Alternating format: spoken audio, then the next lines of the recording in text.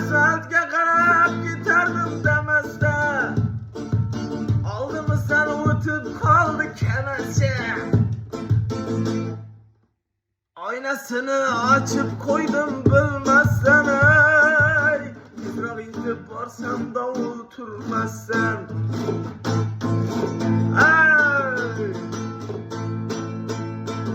Magazinga kirdim qarab mevaga, uyam kirdi qarab meva chevaga.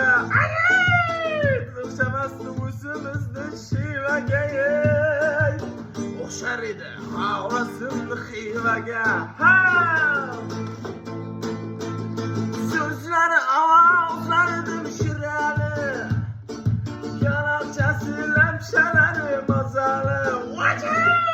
Xuddi Mercedes chalarini arzoni, kadilarni eng katta qazoni.